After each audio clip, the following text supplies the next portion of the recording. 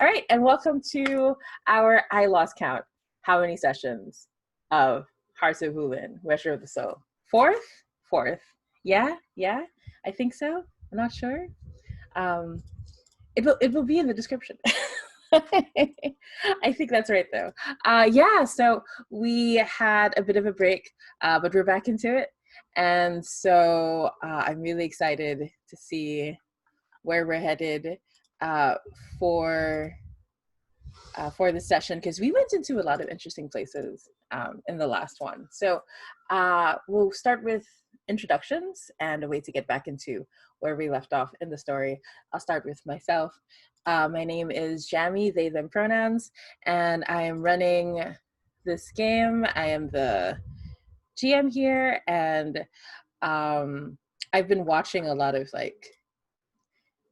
wuxia to get into this, so that's been a fun excuse. Okay, and so let's go in character keeper order. Let's start with Ten Tempest or Ten. Darrell, tell us about yourself and your character. Hello. I am Daryl, and my pronouns are he, him, and I am playing 10 Tempests, whose pronouns are they, them. 10 Tempests' look is that they are they have beautiful narrow features, white hair, tattoos across their entire body, and white robes worn loosely and open. They are the student exorcist playbook, and so as a child they were actually spirited away to one of the many hells that exists underneath the Earth's surface, where they spent their entire childhood and adolescence. They've only recently returned and made a living as a exorcist, which is how they survived in hell, and they're pretty unfamiliar with the rules of the world, but they're attempting to learn and also navigate some tricky family situations. So that's 10 Tempests. Yeah, and hopefully we will deal with our meddling aunt in this session. So yeah, and then next let's meet Horizon, who's been through a lot also, played by Maria. So Maria, tell us about yourself and Horizon. All right, I'm Maria, I she her pronouns, and I am playing Exalted Breath of the Horizon, or Horizon, who uses he him pronouns. He is the alchemist slash loyal role. He looks like he hasn't slept very much, has burning eyes, and as a member of the Army of the Stone Hearts, wears like martial dress, a lot of red, blue, and gold robes, and he has long dark hair. He is the firstborn but not favorite child of the Marshal, who is the general of the Army of the Stone Hearts. He's like in command of one of the militias because it's kind of a family thing. He has a sibling who is currently missing and a sister who we found out is like way more in charge of things and more scheming potentially than Horizon knew, who is the favorite child. The army is kind of trying to keep the supernatural away from the mundane world, potentially using supernatural tools to do that, / allying with demons and potentially causing trouble that way. Yeah, he also has complicated family drama. Yeah, okay. And then next we have Jin, played by Joel. So Joel, tell us about yourself and Jin. Yeah, hi. I am Joel. I use he, him pronouns. I am playing Jin, who uses she, her pronouns. I am playing the outsider cursed playbook, and her look is she has an unflinching gaze, very pallid skin, kind of dark, stealthy clothes. She's a member of the Bottled Spirits, which is a faction, kind of like a support group that's trying to reconcile people who have been affected by the supernatural and kind of take in and provide support for them. And she is part of the family drama that 1010 was talking about, since they are related. So hopefully we'll be seeing the aunt soon and play with that a bit. Yeah, that is Jin. Awesome. And Jin has a really interesting problem, which we'll get into in the summary. And then last but not least, we have Looming Raincloud, our water demon, who's played by Gabriel. So Gabriel, tell us about yourself and Looming Raincloud. Hi, I'm Gabriel. I use he, him pronouns. I'm playing Looming Rain Cloud, she, her, who is a water demon and secretly in disguise most of the time. So she's the unorthodox inhuman guy's playbook, um, who is basically trying to learn how to integrate with human society and maybe cooperate a little bit. Her sort of greater demon family is greatly diminished, used to be more powerful, and because of sort of family bonds is agreed to help out Horizon, and has gotten involved with some of that. And I think last session had some conflict where Horizon still hasn't quite caught on that she's a demon and she probably should tell her and didn't. Because it's kind of maybe a habit to just, deceive and meddle and that sort of thing. And that's kind of her ability, is she can change appearance at will. When she is in her true form, she's, tangled dark hair, kind of like she just climbed up out of the water, and ashy blue skin. Tends to disguise herself as like an old person to not really be bothered, just walking on the road. So that's it. Cool, absolutely. All right, so I want us to treat this like this could be like the start of the second season of the show, or maybe it's a second movie, however you want to play it. But there's definitely going to be like a previously in Measure of the Soul, right? So I'd like us to go around again, and we'll give like as many moments as you like, as long as we concentrate on just at least one of where your character is right now, what happened to them previously, right? But yeah, so let's go in reverse character keeper order. So let's start with Looming Rain Cloud. What did we see of Looming Rain Cloud in previously on? So Looming Rain Cloud was helping Horizon with this. Sorry, I'm catching up on NPC names. Yeah, no worries. Please jump in, like, anybody. there's a lot of NPCs. Yeah. Do you want me to come back to you, or? No, that's fine. Or if I'm missing a name, please, yeah. Oh yeah, sure. No worries. in. We're here to help. Yeah, I think with Horizon's partner, who sort of had a demonic possession kind of thing going on, right? And was not revealing that, hey, I'm a demon, that's why I know this, but no, maybe I'm a demonologist. Here's what's going on. And lending her expertise a little bit. And also, I mean, we'll probably get into it more, but had that big standoff with the spider demons, and tried to use some of her sort of trickery, manipulation abilities a little bit to turn them against each other rather than fight directly. And is, I think, getting a feel for being allies with this group a little bit more. Yeah, absolutely. All right. And then, so there's a lot that happened for Jin, but what do we see in the previously on? I think all of Jin's like flashbacks and backstory would all revolve around Chao and just all the like crazy hecticness that happened with it, kind of starting with like Chao in the market and the like strained, awkward feelings there, and kind of telling, what was their name? Pale Cricket, sometimes like people like us can't have happiness. And then Jin thinks she gets the happiness with the snake demon that was taking the guise of Chao right before the snake demon almost like took her essence or killed Jin, assumedly. And then kind of finding out that Chao is in like a comatose state and getting a spider or an amulet to help, which then takes the guise of Chao, which is another conflicting situation, and using that amulet to kind of find where the spider demons are, thinking, she did good, helping to like free the different people's soul that was affected by it, and then opening it was a snake husk, right? Like a molted snake skin, cutting that open, finding another version of Chao that she brought to a bottled spirits like support house or like rehab facility. And then, yeah, Crisis of Infinite Chows. Like if there was a promo artwork for the show, it would just be Jin with like all the different chows behind her, and Jin like looking at the camera going, what do I do? It's so good. Yeah, and you still don't know what happened to that spider Chao. So there's a snake Chao, there's a spider Chao, there's a there's a lot. Yeah, that's a lot. Oh my gosh, harem anime, but all Chaos.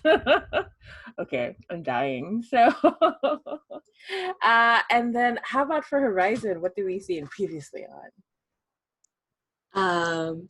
I think Horizon's previously on, like maybe the first shot is like that conversation at the very beginning with his dad, who's like giving him this mission to like find his sister. But then interspersed in that is shots of, I think we shoot forward to like going to that hill temple thing where there's like an abandoned battlefield, like an old one, and like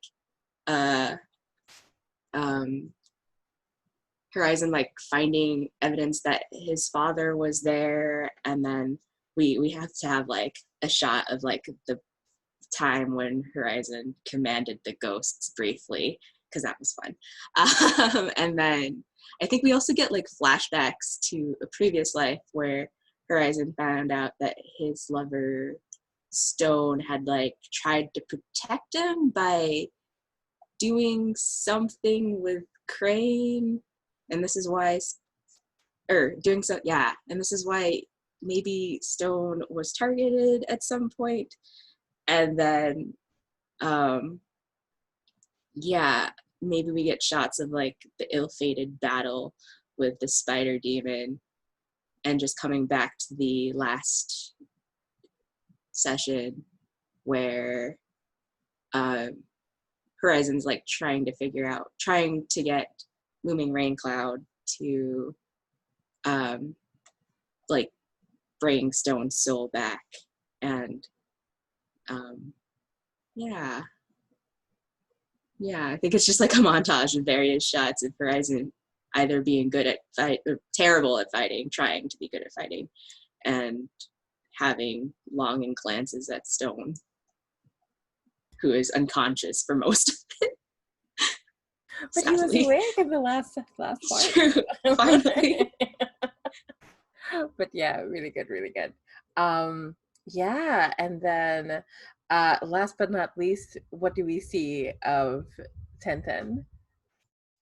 Okay, so with all of the, I assume that like coming out of Horizon's montage, it was like, like trumpets and, very like noble music. And then all of a sudden it's like the shonen battle anime theme. And it's just a montage of like all of the things that 1010 was doing, like badass style. Like it's the scene where like he was catching Stone of the Heavens over the lake, and then it's the scene where he was like, banishing the ghosts on the battlefield, and then it's the scene where he like summoned like the eye from hell that like sucked all the demons back into it, just like looking ultimately badass. But then at the same time, Blood Silk of the Twilight, yes, like she's narrating over it, talking about how he was so easy to mold into exactly what I wanted him to be. It was so simple to make him into the ultimate weapon. And and then there's just like a quick cut of that like scene in hell where she was putting all those tattoos on me. And then like, there's probably like some, monologue at the very end where Ten Tempest is shouting. It's like, I won't do what you tell me to do anymore. I will decide my own fate. And then like the very last thing is just like we whip around and like some doors open, and then this like woman appears there, and it's like Red Marsh daughter, my previous fiance. Ooh, that is so good. I would like to start with that scene. That would be awesome. Yeah. So, and then right when that happens, there's this, that overly wrought title sequence where all the letters are like golden or metallic colored, right? So, Measure of the Soul. comes on. And yeah, so when we come back to the scene, do we want to start with 1010 and the fiance, or do you want to do something else? Like, how are you feeling about that, Daryl? I think that it would be great to start, like, transition from that battle scene directly into like a domestic argument with like my auntie and my fiance, and like maybe Jin is there if she wants to be, or if auntie required her to be. I think auntie would. Jin, are you okay with being required by your meddling, well-meaning aunt to be there? Oh yeah, Jin can sulk at the corner easily. But yeah, I'm also looking at the chat. I all these pictures on Pinterest, they're very hot. You know what? I'm gonna just share it on the screen so people can see what we're talking about.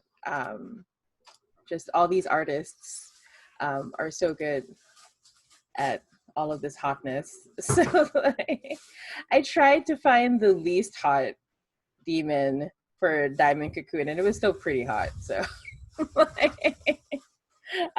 our generals also, our army dude is also really hot. So and hanging around at Bottled Spirits for the meetings. But anyway, but we are meeting our infamous aunt, Harmonious Ivy Matron, and Red Mush Darda for this particular scene, which I'm excited about. So where is this happening? Like, is this happening at the temple, or has your aunt barged into what is your home, 1010? I think it's probably more like we had to go to like a tea house or something at like, for, like continuing marriage negotiations, but like I'm here under extreme duress. It's probably one of those things where like I'm sitting like very upright and very proper, and I'm like bundled up in all of these robes to hide all my tattoos, and you can just see like my like palms are like clenching on my knees, just like. And Jen, as you were in the corner, you notice that there's some giggling ghost spirits up on the roof that are watching, and you can hear them saying, "Ooh, this show again. I really like this show. This is great." You can tell that this is probably not the first awkward conversation that's happened between 1010 and Red Marsh daughter and our aunt. So our aunt is sitting. She's very pleased with herself. She has over-ordered like every good Asian aunt should. The table is just heavy with every imaginable thing that you can order. And she's also ordered things that you usually can't order. She just asked specifically for the cook to figure out how to make it on the spot and get a good discount, of course. And she's there, she has her fan out, and she's pleased as punch looking at the two of you. And she says, Jin, just come join the rest of us. Jin, get out of that corner. Come here, darling. And Jin's like the goth kid who was pulled along to family events, just kind of sighs and is like, if I must. And like sits down and offers her auntie to like refill her tea for her, and is just kind of like looking at the ghosts to see if they have any good gossip or like any good jabs at 10 Tempest. Oh yeah. So 1010, what are the ghosts talking about? What is the last juicy thing that happened here? The last time your aunt tried to do this? So the last time that my aunt tried to do this, because I am horrible at table manners, she tried to get me to like, pour tea for Red Marsh, and I accidentally poured it all over her robe. Like I filled the glass too much. Like she said something and I like looked up and I was like biting my tongue trying not to say anything, and then just kept pouring and pouring, and it was like that thing where we all like looked down as the tea like crested and then poured right over the edge into her lap. Absolutely. And so they're tweeting about it. In fact, Jin, you see them pantomiming it, but they're really like over the top about it. Like it's not very nice. So and so when the camera lingers over Red Marsh daughter, what does she look like? Like,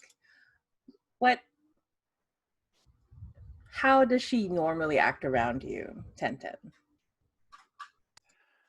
So I think it's one of those things where she's got her own like little like cult of celebrity thing going on. Like in public, everyone thinks that she is like the most behaved daughter, like the most excellent manners. Like she just looks lovely wherever she goes, and she is like the like epitome of like, you know, good woman that society expects her to be. But then like when she gets to be like alone, she becomes like the like demanding princess type. Like not even like no shame for it. But her family is loaded with both money and influence, so everyone just kind of looks the other way. Yeah, absolutely. And so as she settles in, she still has that facade on for a moment longer because uh, the owner of the tea house is still getting everyone who's not important out. Because every time she shows up, she insists that the place is empty, except for her and her guests. But when the last person finally leaves, she lets out a sigh and she relaxes a bit and she snaps her hand on the table and she looks at you, Tenten, and she says, "You just look absolutely dreadful, even worse than the last time I saw you." And what about you? All of that makeup can't hide that bad attitude of yours. Excuse me, I'll have you know, this makeup was created off of the pain of a lot of people and animals. I'm quite proud of this, she says as she. What do they say? You shouldn't put pearls before swine. And your aunt smiles, but it's a very big, like, you better behave kind of smile as she leans in close and she forces dumplings into both of your faces and says, now, children, I'm so glad we're all here to restart our talks, our negotiations. I've been looking at a few dates for the upcoming nuptials. I've talked to a few people, a few astrologists. I'm very happy with the dates that we picked out. As long as we avoid any more relative deaths, we should be okay. We should be good. We are on track, she says. And Jin, you've been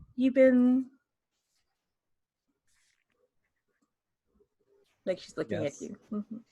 And Jin just kind of like very low, like, yes, auntie. Yeah. Now, Jen, I know the family has given up on you, but I haven't. So I just want you to know that I still think that somehow true love and success await you. We just have to look really, really hard, a long time, but we will find it for you, Jin. So thank you for being here, for being with us today. Now, 1010, I think you want to say something to her, to Red over here, she says. What we discussed before this meeting today, 1010? And she's like gripping the table. It's starting to crack under her hand. And then 1010 just like glares at her and then like pulls out a scroll where there's like really poorly handwritten on it. Is like, "Dearest Red Marsh daughter, it would do me the ultimate honor of and bring me the ultimate joy if you could see it in your heart to accept a lowly exorcist as me as your partner to be." Like looks like glares at like the gendered like pronoun there and like changes it to partner instead. And then but like says it in such like a condescending, like very stilted, very stagey kind of way, and like glaring over the paper at her the entire time. And you see your aunt, like her smile freezes a little bit and she whispers under her breath, "Oh, by our great ancestors, please provide and protect us in these dark times," she says. And Red sighs and says, "Well, what's in it for me? What can you offer me, 1010?" He like, or them, they like clench the paper down and they're like, and glare. I will have you know that I am one of the foremost exorcists in this entire province. I am one of the seven exorcists of the Silver Choir of Seven. My reputation precedes me. She sighs and she turns over to your aunt. Well, I suppose if a harem comes with it, that's all right. So Tenten, you can provide me one, can't you? I'm sure you know a few people who are better than you. Yes, I'm sure I could fix you up with an absolute demon of a lover so that I wouldn't have to deal with you. And she smiles. I rather like that Horizon. His family has been difficult to get to, but I've heard that you and Horizon have been getting close lately. And all the ghosts start to like lean in, their ears like growing bigger. And then I kind of just like set a hand on the table and I sit up a little straighter and I say, my relationship with the first son of the army of the Stone Hearts is none of your concern. Oh, so that's a yes. Like they just blush. They get like angry that they've revealed something on accident. Well, I wouldn't mind playing with him a little bit. He is quite powerful. He could do a lot for me and my family. My personal relationships are not yours to use for your machinations. Auntie, why are we sitting here? Do you hear her? And she was in the middle of like eating. What? Oh, this is going so well. Absolutely well. Yes, you can put together a harem, can't you? Tenten, we've talked about this. You know how important this is to the family. I'm not going to sell out my friends. Tenten, when you became an exorcist, I alone was the one who stood up for you. I alone told the rest of the family that you could still be trusted and that you were still one for us. I alone still said that there was a means to salvage the situation. I am very proud of you and what you've done, but we want all of the land to know, and she can help us. I spent 10 years in hell, and a part of me wants to go back. Just think of it as training for her. To what? Like take over the seventh circle? Well, Tenten, please. Just trust your dear old auntie. You don't want me to, I've been feeling very unwell lately and I just don't know how much longer I have in this world. I just, and she's obviously faking. Everyone at the table can tell, just to be clear. And then Ten just like pours up takes the tea kettle and like pours her more tea. It's like, yes, auntie. Be sure not to choke. Yes. Okay, so I shall consider this initial meeting a success. And she's looking at the two of you, and she's looking at Jin. Right, Jin? You're a witness. How do you think things are going? Jin just has like the most restrained, shit-eating grin on her face, and she's like, I would say this was very successful. The romance is palpable. And at this point, Red Mosh daughter gets up. Well, when you're ready for true negotiations, Tenten, next time, come with Horizon. And Ten just gets up and like slides the door open and is like, yes, my lady. And when you actually reach over to like pull the door, that's when you see her flinch when you get closer to her. And for a moment, you really see underneath her imperious gaze, there's a bit of fear in her eyes. But she steels herself again. I will see you at the next date that your aunt sets. And as she leaves, this huge escort comes in. It's like an overblown one that comes in to pick her up. And all these people who are grumbling, who are forced outside of the tea house, start to make their way back in. And you can hear the ghost twittering away. It's like, oh, I personally think that Tenten handled that so well, Jin, you hear. And another goes like, no, it was terrible. I'm rooting for her. She's so evil. I love it. And so on and so forth, as the ghosts just go on and on, discussing things. And then the both of you notice that your aunt just sort of like collapses. Well, that's the things that go well. They did go well. When I report to the family head, I can bring them good news. And she looks a little worried as she discusses the family head. So, Jin, what is the reputation of the head of your family? I think the reputation is very, like, basically just like very hard to impress, kind of no one can please them, and also very critical and like not afraid to tell you how you screwed up and what you did wrong. And I kind of imagine Jin's family was kind of the more lower class of the families. And so like Jin's probably never even met them, have only corresponded with them through like message delivery people with very formal writing. Absolutely. And so, Tenten, what happened to your family standing when you came back from hell? I think a lot of them would have preferred it if I had stayed dead. Just because, you know, it would have been acceptable if I had come back unblemished, but I'm kind of a fright. So I think that they thought that they could hide me away, but I think that, you know, there was probably like some very important heads of state over when I like stumbled back into my family home. And so like there was no keeping a secret that I was this like lighted thing, like this thing touched by hell. And so dear auntie's been on this like campaign to try to rehabilitate my image, and I am not making it easy for her. Exactly. And so your aunt looks at the two of you and she sighs and she says, it's true that we cannot choose the family that we are born into, my darlings.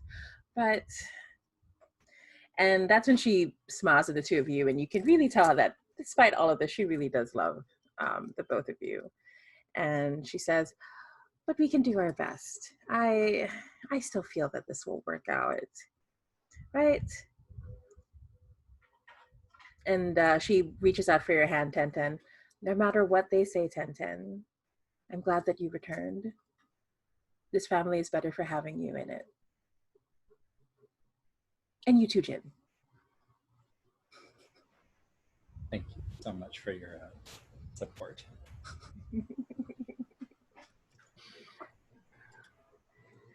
But yeah, so is there anything else you'd like to do for this scene, or? I'm sure our auntie will show up again in the rest of the session. So, but for now, she turns over to the staff. More, please. Absolutely more. And she starts rattling off more stuff that is not on the menu. And you can see people are like, if we didn't love you, and if you didn't pay us so much, and then they go off into the kitchen. Yes? I'm basing this off of one of your aunts. He has like crazy. I know. Crazy. He can tell, right? Anyway, this is Tita Georgie. Anyway. I can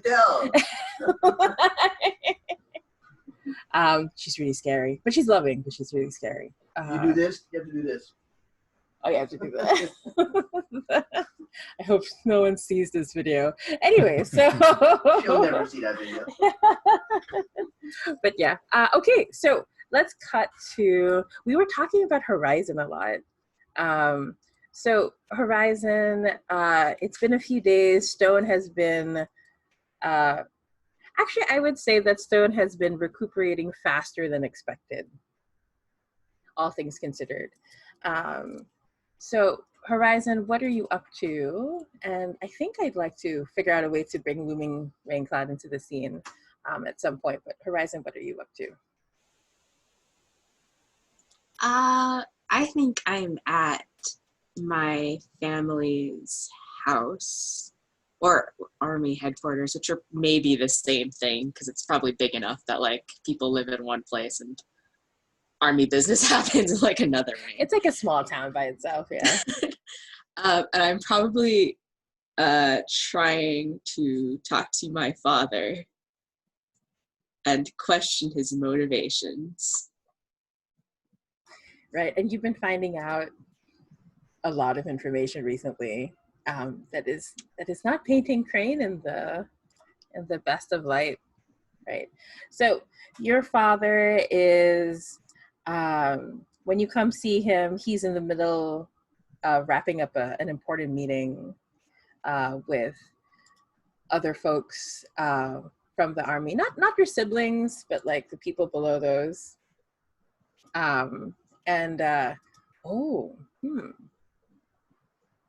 Do you feel, because we know that the eighth guardian feels like they owe you and they're not going to go rest until they're able to help you and your family. Do you feel like he would be hanging around and no one else can see him, or? He could be following me around. I don't know if other people might be able to see him. Or sense him, like the moment you pass by, people are like, oh, it feels terrible in here. Yeah, like out of the corner of their eye, maybe they see like a shadow of another soldier. Yeah, absolutely. So he's trailing behind you. I just love the image we have here. Yeah, so like there's just too much shoulder showing for some reason. He keeps trying to fix it, but in the afterlife, you know, hotness increases. We don't know why. He turns to you and he says, "My lord, Horizon, are you sure that you're ready for this conversation with your father?" I am very sure. If I'm going to have this conversation, I don't see why I should wait. Of course, my lord, you are always correct, and such as it is, I just remember how determined your father can be and how difficult it can be for him to change his mind about things. I do not know if changing his mind is exactly what I plan on doing. I would find it out and then act on my own. Whatever you decide, my lord, I'm here to save you. I mean, help you. Should you need help? Yes. I'll be quiet. I'll be here behind you, my lord. Yes. Mm-hmm. Do you even have to follow me around? You have been freed, haven't you? And he starts trying to push aside this like glowing thread that has slowly been growing over the past few days that have been connecting the two of you, and he's just pushing it aside. Yes, I can leave at any time I wish. I am not trapped here in any way. Yes, this is of my own free will. Yes, I choose to stay here by your side, however. Yes. Could you make yourself useful and gather information? I don't know exactly what you're going to do if you stand behind me the entire time and talk to me while I talk to my father. Yes, I can gather information. I can do this dishonorable act you speak of. Yes, I will do that, my lord. I am but a simple soldier, but I can learn how to be a and he looks ill. Guardian, you are dead. I feel like potentially the rules of warfare are different for those who are no longer bound by their oaths of service. Oh. And as you say that, you realize it's a little too much for him. Like his eyes start to glaze over. Like at the idea of letting go of what he held on so dearly while he was alive. And he says, yes, my lord. You are correct, of course. I think Horizon just like sighs a little bit. It's like, oh, fine, I guess it is true that if you are free, you're not really actually bound to follow anything that I tell you to do. So do what you will. And like Horizon kind of looks around to see if anyone notices him talking to potentially nothing. Yeah, there's one servant. His eyes are wide and he's carrying things, but he's looking at you and he's looking at the empty space, which is the ghost. And he's looking at you and he just bows hurriedly and then rushes off.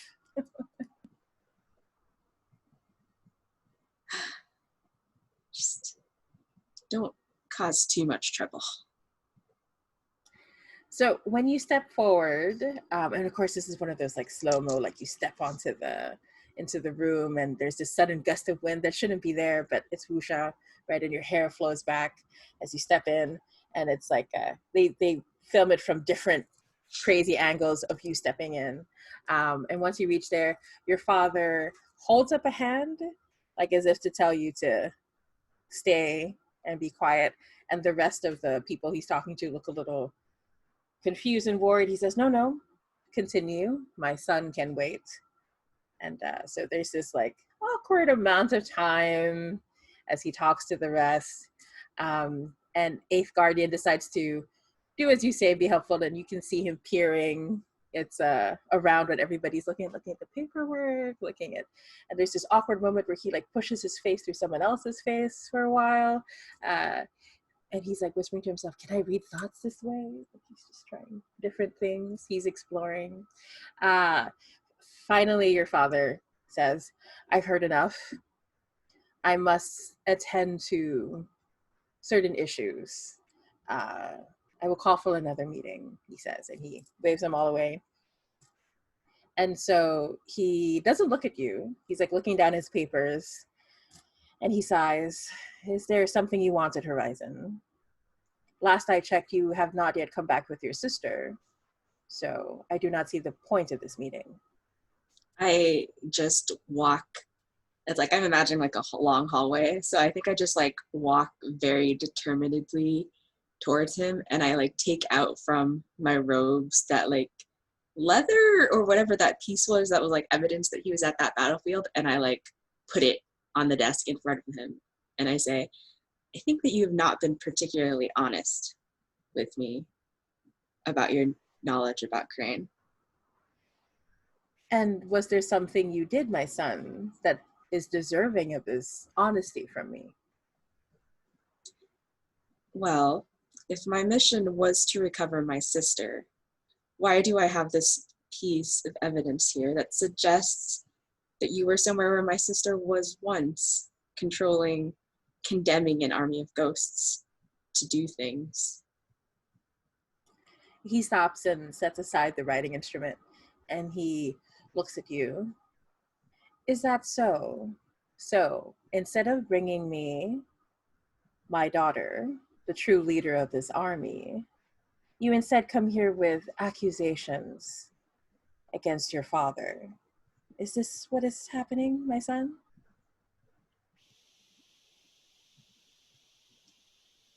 I think that why do you want me to find Crane for you if you know where she is? He pointedly doesn't answer the question. Instead, he says, I had hoped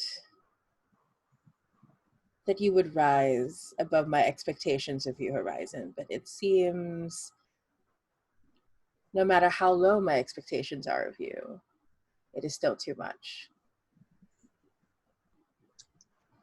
Horizon, like I start pacing in front of his like desk, and I think,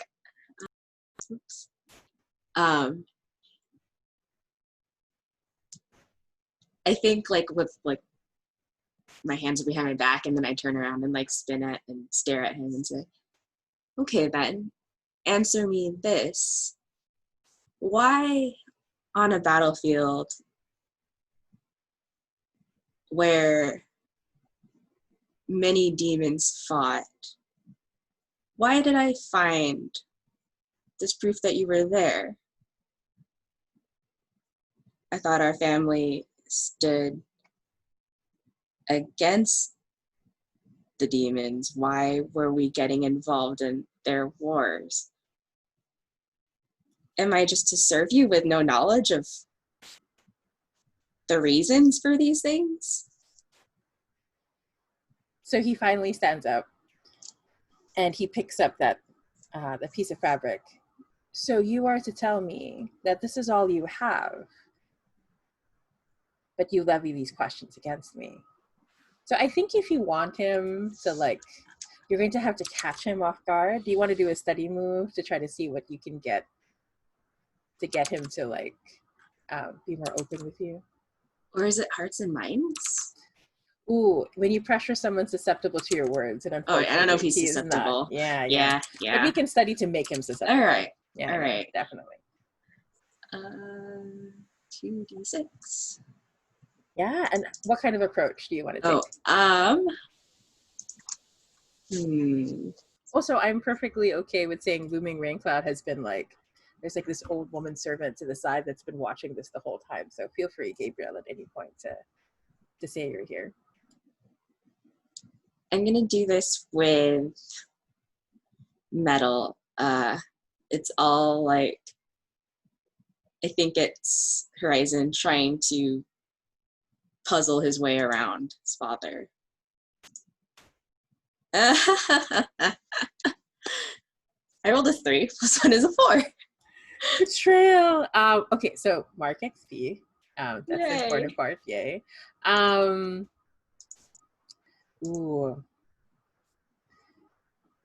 For that miss, what is it that your father brings up in your past that you maybe you're not necessarily ashamed of, but it's like a sore point for you that he can throw in your face at this moment?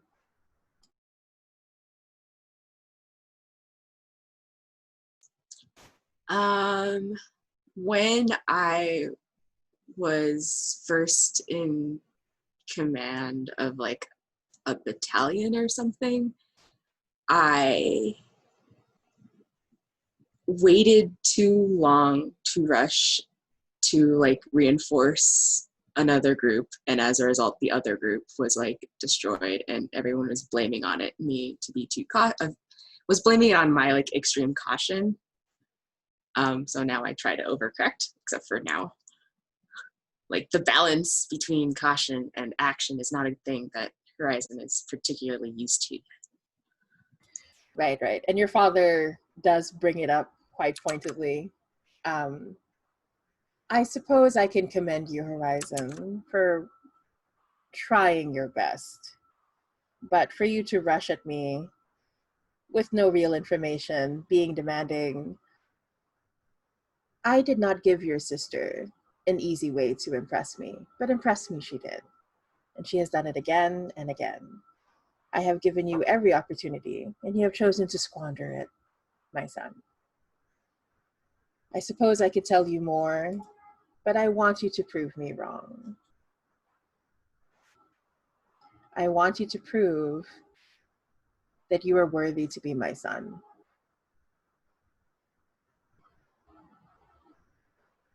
And so he steps up and he starts to move away.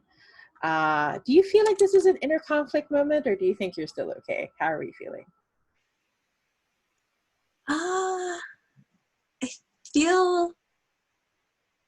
I think, yeah, because I think it's like, how much does, like, Horizon's feeling conflict between how much does he want to be a good son and how much does he want to, like, it's a conflict between being a good son and having the support of his family versus being his own self and not just doing everything that his father tells him to do, because that gets him in trouble. Absolutely. Yeah. So let's roll inner conflict.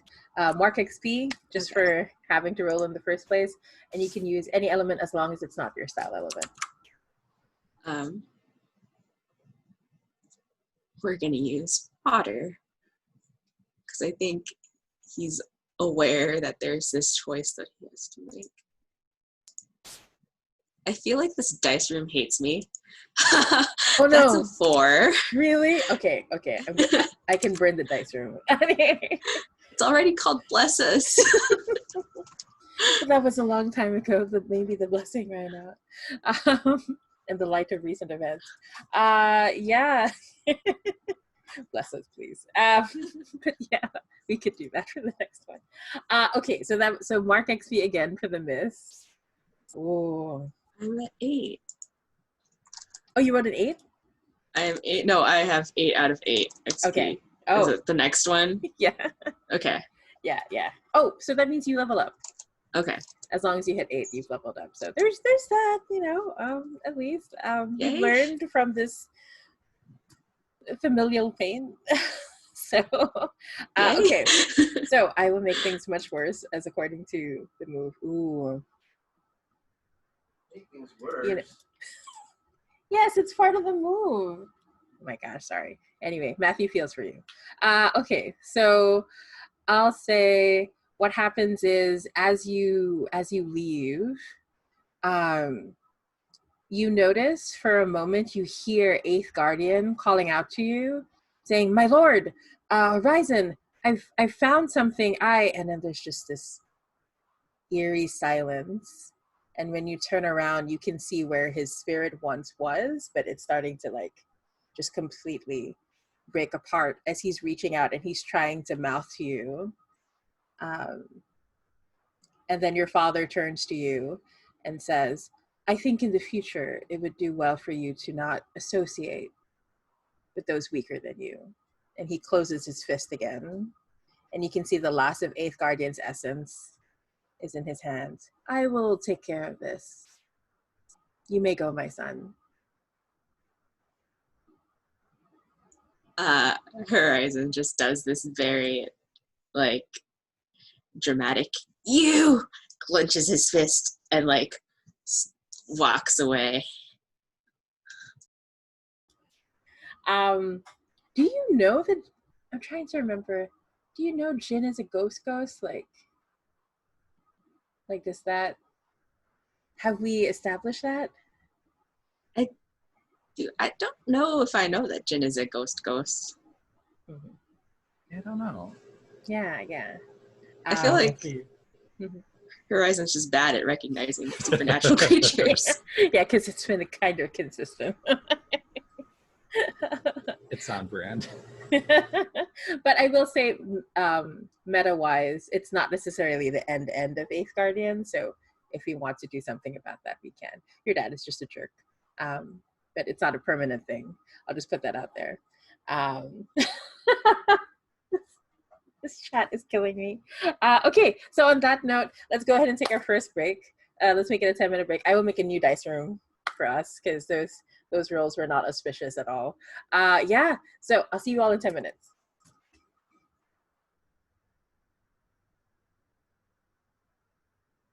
Okay, and we're back from our break, and from a horrible realization that I was not running the game properly.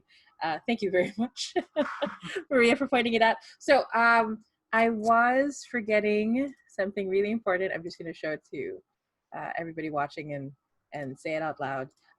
So what I totally forgot, something that's unique to this system and very cool in Hearts of Wulin. Advancement, you mark XP in several ways, but the one that I forgot was at the end of the session, if you significantly interacted with your highlighted entanglement, mark 2 XP. If you interacted with your other entanglement, you may mark 1 XP. And apparently at the start of every session, we should be highlighting a specific entanglement, also rewriting them if we feel it's best. So as someone mentioned it, we went Super Saiyan. I decided to just give everybody enough XP as if we had marked 3 XP per session. And since we've had a certain number, that means everybody got 15 XP in one go. So we have done the level ups. Yeah, so with that in mind, before we continue, shall we highlight entanglements? Also take a look at what entanglements we do have, if we should be rewriting any of them. The only rule is that one should be romantic and one should be general. Though I will say, like, I think for future reference, like if you want to play an aromantic character, you could also just make it both general if you like.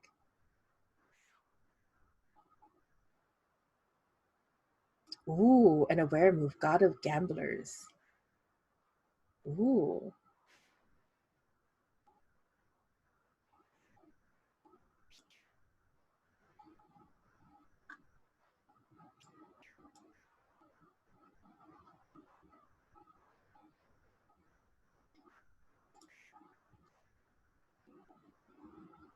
All these cool moves that everybody got. All right, so yeah, so we'll go in character keeper order to go over our entanglements and to talk about which one we're going to highlight. So let's start with Tenten. How do you feel about your entanglements today? I'm gonna update mine. So, well, I'm gonna keep I pine for Exalted Breath of the Horizon, but I destroyed them and their lover in a past life, which has also been reborn as Stone of the Heavens.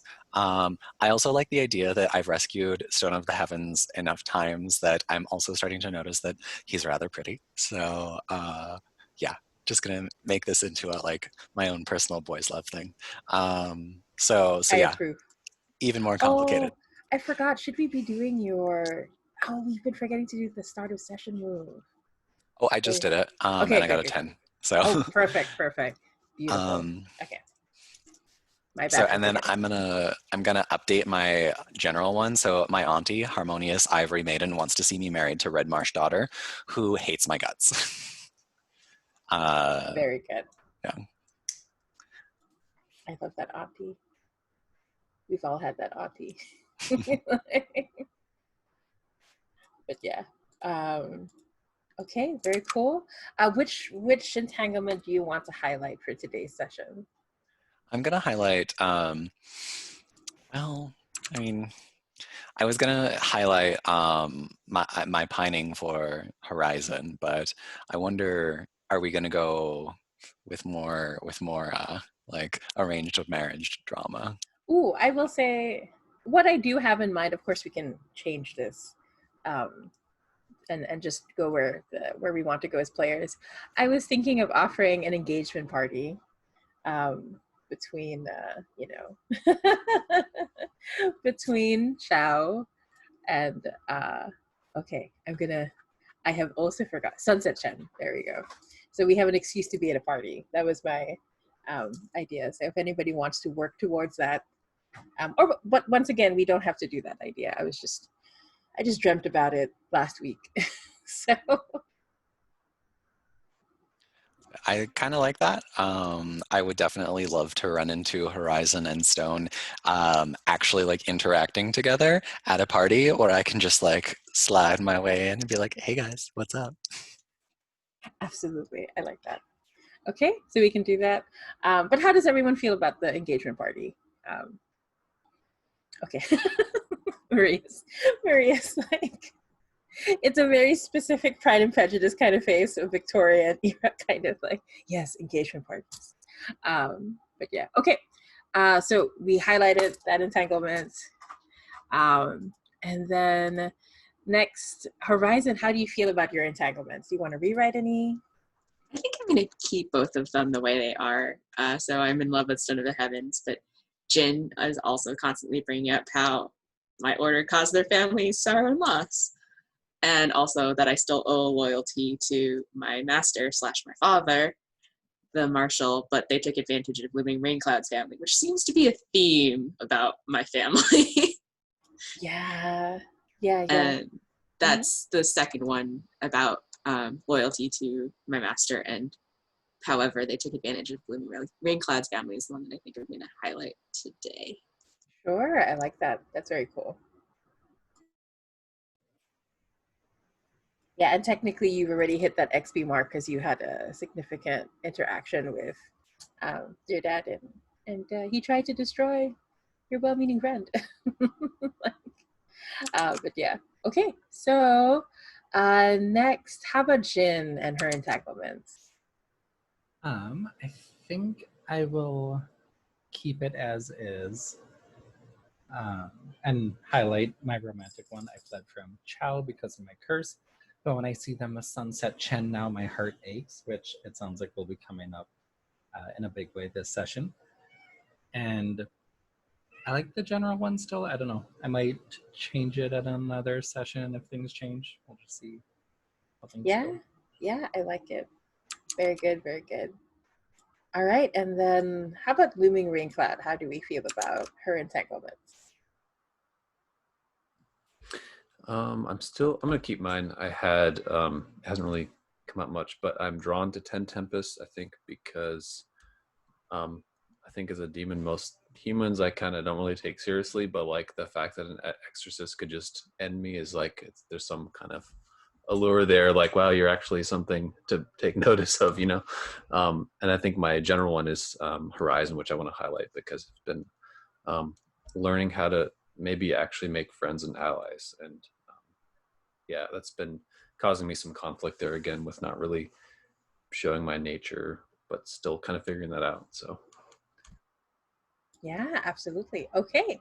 All right. So I can't believe I forgot that entirely. All right. So we are now going to go into, I know we didn't get to see too much of Looming Rain Cloud yet, but I think there should be. How do you feel about it? Looming Rain Cloud, do you want a small scene or your own scene before we go to the engagement party? Do you have something in mind for your character? and yeah, I could think of one small scene because I think before one thing that came up that I didn't get to look at was there was a snake demon trying to aid me when we were at that spider demon temple. Yeah, Ashen Scales. Mm-hmm. Yeah, Ashen Scales, and I've also taken that advancement, shadow boxing, where I'm gonna read it really quick. Sure, A go secret ahead. group or order aids me. I may or may not be aware of their assistance, but I can sort of do flashbacks once per session to kind of see how they try to negotiate it on my behalf. So I'm thinking, yeah, I might be trying to contact them and ask why they were helping me, what's going on. Wow, that is such a cool move. Ah, I love all these moves. Okay, yeah, absolutely. So where are you and what does it look like when you try to reach out to Ashen Scales, to the snake demons, to ask what's up? I think Looming Rain Cloud goes to that well where she likes to just sleep and submerged in water. That's kind of how she can like maybe kind of psychically reach out and talk to other demons or listen, plug into the airwaves. Oh my gosh, I'm really Yeah. trying to pay attention, but I saw the cat. Wait, can we do that again? So I was just nodding and looking at the cat. I'm not looking at the cat now. What did you say? Sorry. Oh, that's fine. Yeah, no, mine's usually yelling at me. I think Looming Rain Cloud goes and sits submerged in the water. That's sort of how she telepathically connects to other demons, or maybe can. That's her using the phone, I guess, just to reach out and say, you know, you were talking to me before, and you tried to warn me, and I don't think I really fully listened. I tried to make my own way, but why were you trying to help me? What's going on behind the scenes that I'm not aware of? Ooh, I like it. Is this like a placid lake or is it like a waterfall situation or a river? No, I think she wishes it was. It's literally just a well. Like it's that small. I think she Aw, wants to have yeah. her own lake. Yeah. Oh my gosh, I like that. Yeah, so yeah, I like the idea of the camera slowly panning across the stones in the well to really show how constricted it is for you. And as you reach out, there's this soft sound in response, like the sound of snake skin against snake skin, flesh against flesh, as it sort of shifts and moves slowly. Um, and you can hear Ashen Scale's voice, but it's very soft, like it's barely there. And then another voice comes through, an older voice, a more ancient voice, and she says, Ashen Scales did her best to try to protect you, but it wasn't enough. It is not your fault. The Demon Lord is cunning and cruel, but we must now stand together against this particular Demon Lord. We have nothing against ambition. This is healthy among demons, but this particular Lord has gone too far. Through his own weakness, he has allowed others to rise in power and take advantage of his pride. And you start to notice that the well around you starts to shift, and it looks like you're surrounded by snakes for a moment. But it's not real, right? It's like flickering back and forth. It's just their energy and their presence. If this is a wuxia film, it'd be like, you know, when they do this cheap effects, and it just flickers back and forth between the two things in a jarring way. I love that crap.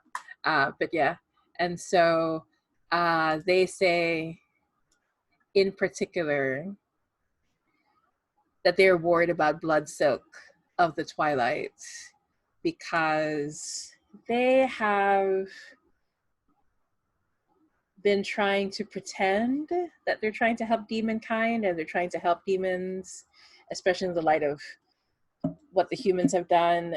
But really, she is just using different demons to gain more power. And Ashen Scales was someone that she had tricked.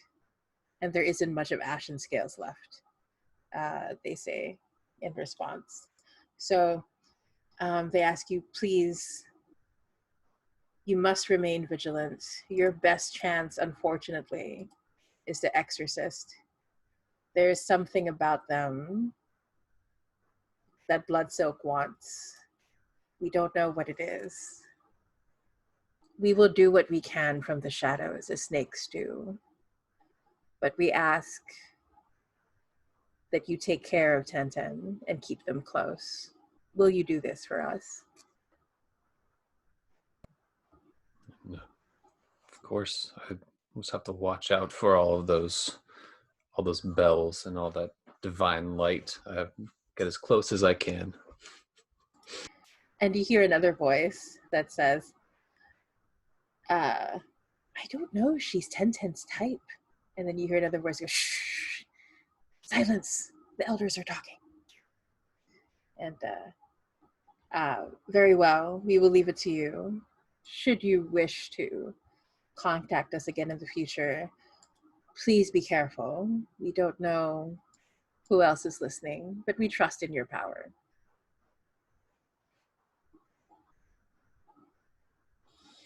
But yeah, so very cool. Is there anything else you want us to do for the scene? Not really. No, I think she's thoughtful, mulling some of these things over, and again, thinking about how demons can't help themselves in their sort of pursuit of power, and that being aware of where that's taken her family, and just begrudgingly really thinking again about what it felt like to be in that group and fighting together, and that maybe that's the way forward, is these forming new alliances. Ooh, yeah, that's true. That's a good point. Yeah, and then so as we see Blooming Rain Cloud like pondering on these things, quite possibly going into like a monologue over it, the camera lifts up and comes up against the well, and we can see like the darkness of the well and the sound of the water inside it, and then it transitions into the well is now a perfectly shaped full moon. And we can see as the camera comes down that each of you have received an invitation. It's beautifully written. The calligraphy is just absolutely gorgeous, the quality of the paper and everything. And it is this is not usual to be invited to an engagement party that's happening the next day. Usually you're supposed to be given a few weeks. So I will say off the bat that it's suspicious that this engagement party is happening so soon. And the fact that they're willing to send out the invitations despite possibly, being the center of gossip must say something. But you are all invited to the glorious engagement party, the official engagement party between Sunset Chen and Chao. And I want to ask Jin, why, considering they've been engaged for a while, why is engagement party only happening now?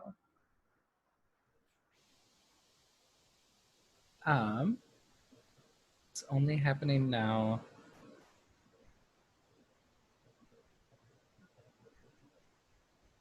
I think like Chao's family hasn't really been around.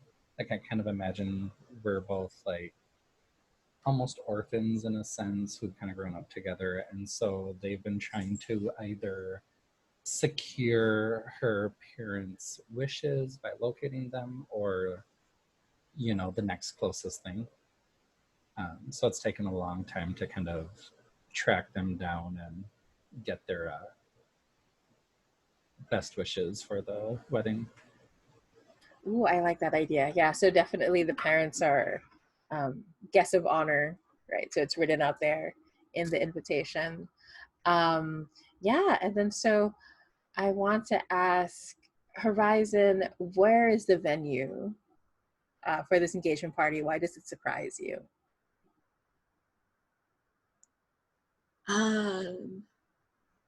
It's, I think, let me see. I think it's held outside, like a particularly picturesque, like cliffside venue.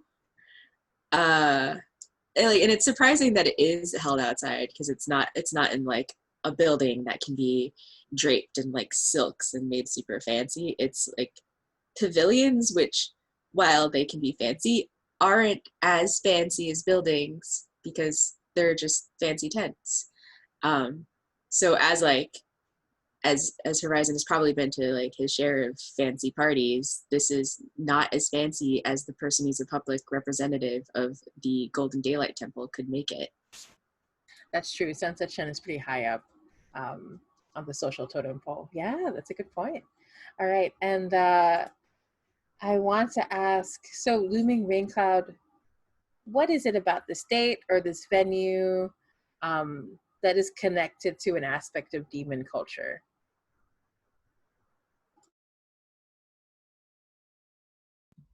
You said this date or this venue? Yeah, it could be like the date, the venue, or maybe even a tradition, as it relates to demon. It could be water demons in particular. It doesn't have to be hashtag not all demons. I don't know why. Yeah. Yeah. Well, I like how you mentioned the full moon before, so it could be that it's that particular, let's say it's that harvest moon. It's the biggest moon of the year. Of course, with water demons, the tides would be at their highest. That those forces are strongest. Yes, maybe like a full moon or a monsoon season or something like that. So I'm very comfortable, of course. Absolutely, I like that. Yeah, and then before the engagement party, 1010, what is it about Sunset Chen's behavior that worries you? Like, why are you concerned for him in this engagement party? I think it's because I think that in the interim, I've like gone on some sort of other mission for Sunset Chen, and as I was like reporting back to, like show like progress of like my, show my kill or whatever it was, basically that he was not really paying that much attention to what I was saying. He was kind of like fiddling with his like hands and humming and seemed distracted and like in almost like a very in a very uncharacteristic way. He seemed almost giddy with bride-like anticipation, one could say. Um, and maybe 1010 doesn't necessarily pick up on like that feeling, but 1010 is very much like, something's off here. I know it, I can tell, not sure what. Absolutely. Okay, so as we go into the engagement party, we're going to discuss the very important, what is everyone wearing to the party? Because this is an opportunity for everybody to look drastically different than they normally do. And also, who are you bringing to the party? I will say that Jin, the new Chao, is very insistent on going with you. It's up to you whether or not she can come with you officially or not. But yeah, So let's start with Horizon. Who are you? What do you look like, right? And who are you bringing with you? Definitely thinking about this. Let's see. Horizon is like resplendent in like burnt orange and gold robes that are like, there are multiple layers and they're like brocade and embroidered with like flames, and it's a lot. But he's going as like he's going as like his family's representative, basically, because everyone else is too busy doing scheming stuff, and he's gotta represent. And he definitely brought Stone with him, and they're being affectionate just to annoy anyone who might be watching. Yeah, and so I like the idea. So you are all in this resplendent glory. I think Stone is subtly dressed in a way that supports that, like it's like the moon that reflects the sun, right? That kind of feeling. So um, as the two of you walk in, all conversation stops for a moment before starting up again. And this, a lot of people were invited. It's practically everyone who's important, but also like a lot of people that you normally wouldn't expect to be invited to this thing. There are easily dozens upon dozens. Yeah, I think it's going to be closer to like at least, and because I'm thinking like these Chinese traditional things, the wedding list can easily get to like 200, 300 people. So yes, we're talking about the people. Anyway, sorry, it's Matthew again. So there's a lot of people. There's like a lot of people at this engagement party. But yeah, okay. And then so, sorry, laughing at the chat again. Sunset Chen, Bridezilla confirmed. It's true. It's probably true. It's not going to be Chao, I think. Yeah, and then so, how about looming rain cloud? What do you look like, and who did you bring with you to this engagement party? So I think I brought my sister with me because she is much better at this sort of thing. She's the one who's urged me to really make an effort and form alliances in human society. And she's mostly going as, actually, yeah, I'm going to go with that NPC picture. Much better kept long dark hair than me, flowing silk blue robes. And I've disguised myself to look like maybe her twin brother. But I'm leaning into that moon-like, just kind of glowing skin. My hair is maybe swept back and similar kind of dark blue, layered tunic. Very much more elegant than I have normally gone. Right, and you can see that when the two of you come in, people are confused for a moment about who the two of you are, and there's a lot of whispers, a lot of speculation, but special seats have been set aside for you. You walk towards Horizon. You're definitely part of one of the VIP tables here at this engagement party. And so, Tenten, how about you? What do you look like, and who did you bring with you? Well, I'll start off with who I brought with me because, of course, we showed up in complementary outfits because freaking, of course, Red Marsh Daughter would require that we showed up in complementary outfits. So she walks in this, of course, crimson red robe with these golden maple leaves embroidered all over the sleeves and like a cloak of like bronzy gold that like cascades back behind her, and like probably, I don't know if this is like on brand or not, but like some sort of like fascinator in her hair that like makes her, you know, like almost a foot taller or something. And then like she just looks resplendent like a phoenix, and then trailing behind her, like awkward yet still very elegant, is Tenten, who is wearing like a like pale green, like green tea green robe with like a heavy like forest green satin like top layer on top of it that also trails behind. And so they're basically the fall and the spring, and it's this whole thing. I've never seen these clothes before. They showed up almost like 10 minutes after the invitation, and I was just told to wear them. And so yeah, it's a strange sensation, but they are also like the nicest clothes I have ever worn. Yeah, flashback to the messenger that was told to wait nearby and wait exactly 10 minutes after you received the invitation to show up. So he had been there for hours. But yeah. And as you come in, everyone first looks at Red Marsh daughter, of course. She is a particular highlight. She does not attend every party that she is invited to, of course. But she's known to be a supporter of Sunset Chen. Her family helped the temple come to be in the first place, I would say, through numerous donations to assist. But as the two of you walk in, you can see everyone is not sure what to make of you. Like they keep looking at you, but then they look at her, they look at you, then they look at her. You can tell they're trying to recalibrate their opinion of this demon exorcist, because here they are with Red Marsh daughter. Okay, and then so of course, last but not least, Jin, what do you look like and who did you bring with you? Jin shows up kind of in what would be described as like high fashion or couture morning clothes. Like all she owns is black, and this is black also.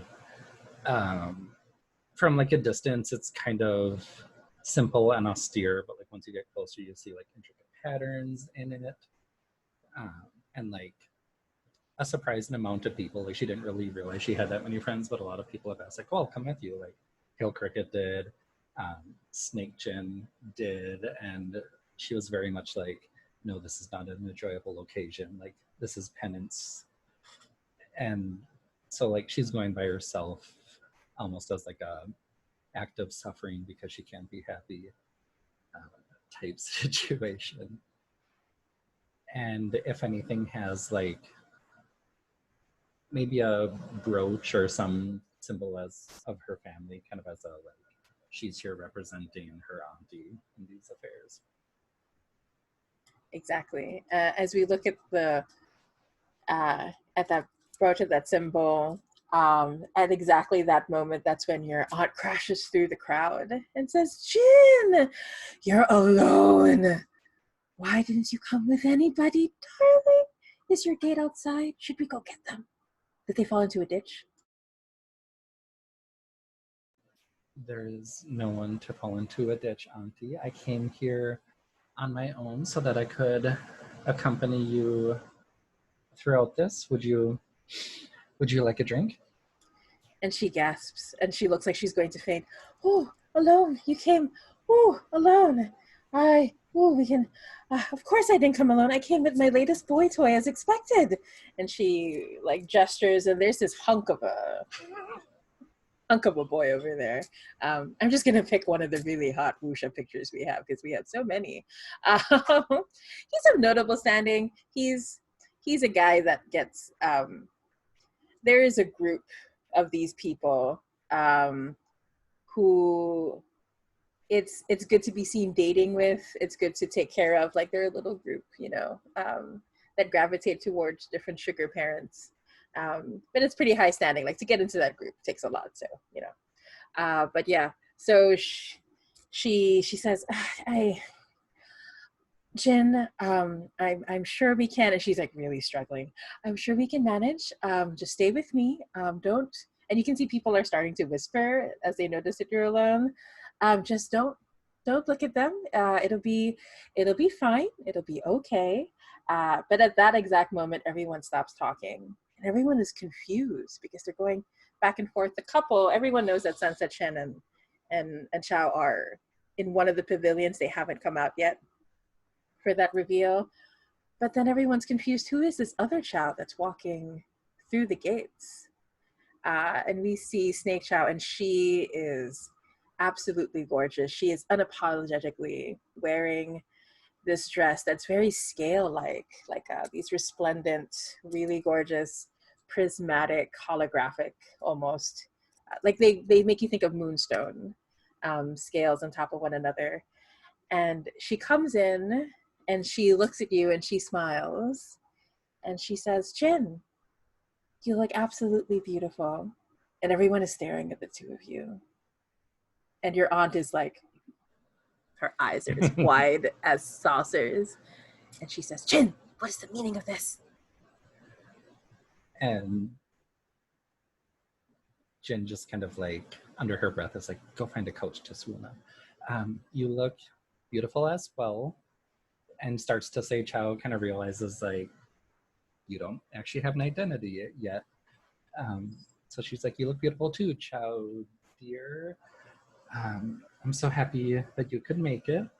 And kind of like holds a hand out for her to like come forward and let me introduce you to my wonderful aunt and her very loving new friend. He looks he's polite. He's you know, he knows how to handle himself. He smiles very sweetly at the two of you. But this Chao, we do need another name for her. But the snake Chao, she's leaning way too close. Like there's like, these things should be proper distance. But she is definitely in that intimate space as if the two of you are already like married. That's how close she is. And her cheek is almost against your cheek. And she looks at your aunt and she says, hello, I'm so honored to meet you. Dear aunt, I have heard so much about you. And your aunt looks like she is going to faint any second now. Tenten, are you going to try to... I'm sure you can, Tenten, you can see this very clearly. Are you going to leave Jen to twist in the wind, or you do something? I have no idea. Like, Tintin has no idea what they'll do, but you know, never backs down from a challenge anyway. So just like slides on in, and like puts an arm under Auntie's elbow and says, "Doesn't she look lovely today, Auntie? I'm sure that this will be a party that many will remember for reasons that have nothing to do with our family." Yes, yes, that is... Tenten, why does she look like Chao? What is this? It's too much to explain. It's a lot of demony stuff that is Demon stuff! like, Demon stuff! Oh, oh, oh, oh, she's starting to hyperventilate. like wave at one of the waiters and I'm like, alcohol now.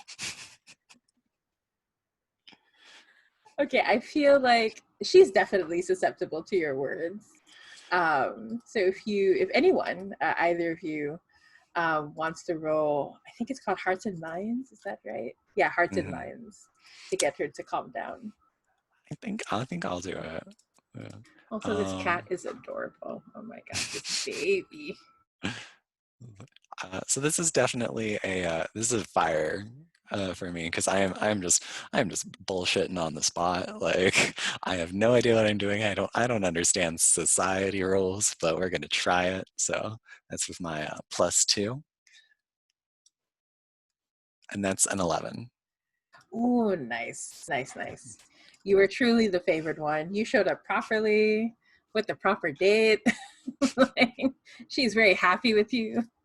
See, Auntie, I can do well. Be proud of me. Okay, so, oh, sorry, I forgot to ask what you were trying to get them to do. Like, I assume you wanted her to calm down, but what is it that you wanted her to do exactly?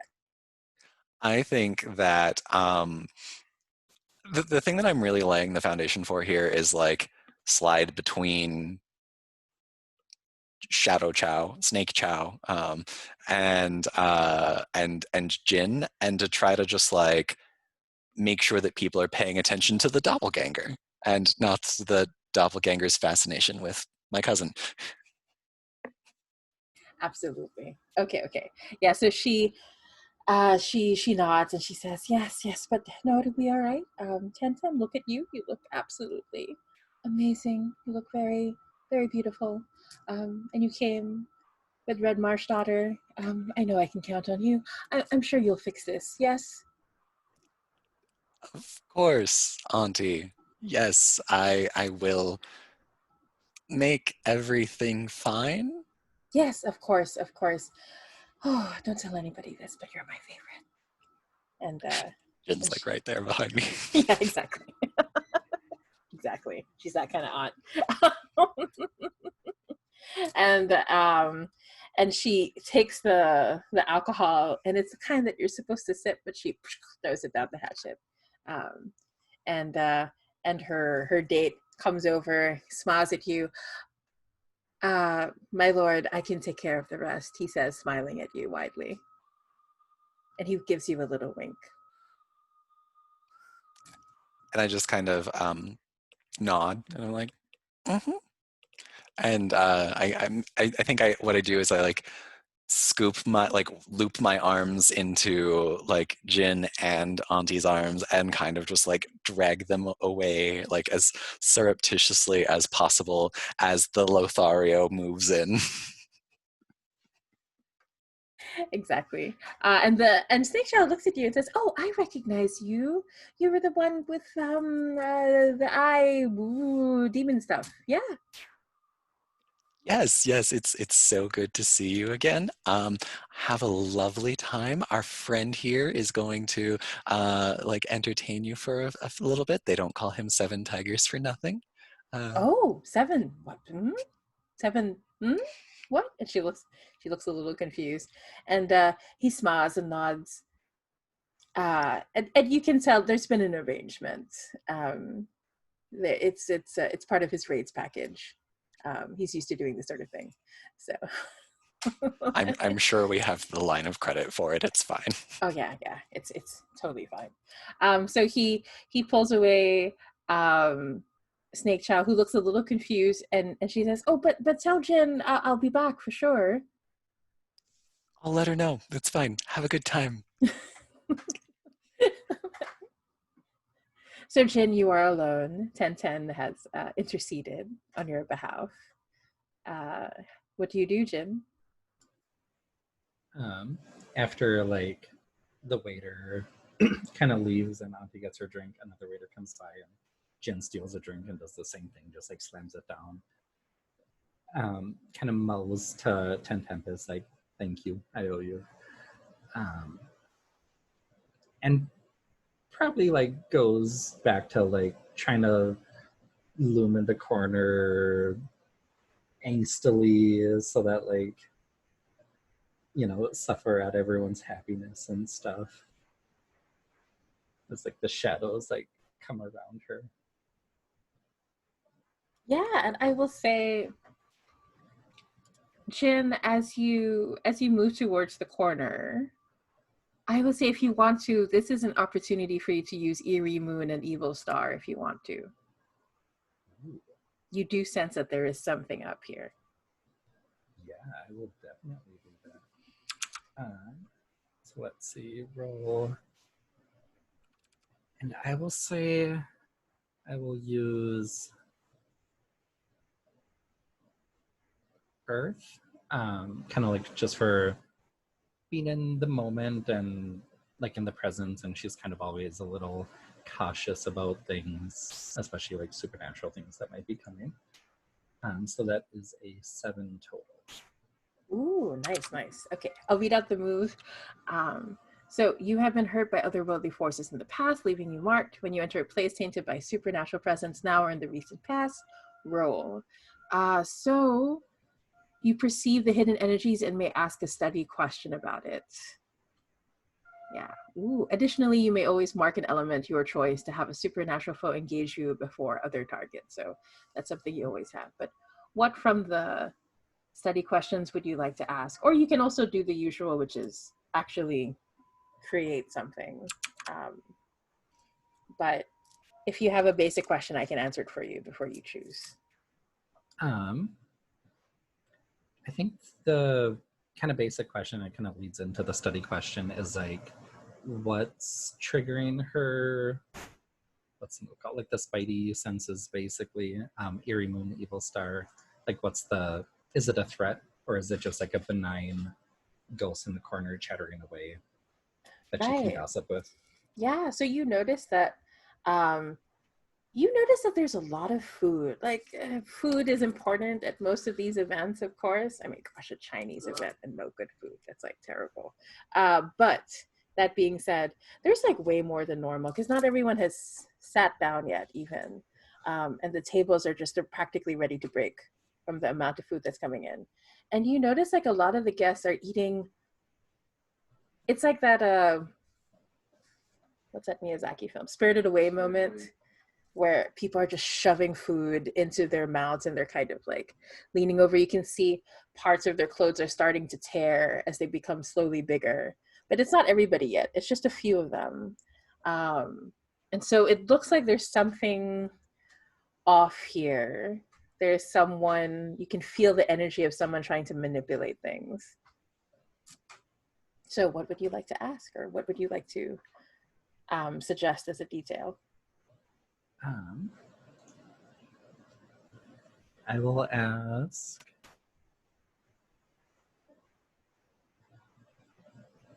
I don't know if I can like tell who the person is, but if I can figure out like the intention of, are they trying to like kill these people, do something else with them, manipulate them? Oh yeah, just to let you know, if you want to go ahead and say, oh, I recognize this from so and so who has done this in the past. Like if you want to be that blatant about the detail you offer, you can do that. But I'm also happy to answer the question instead if you want.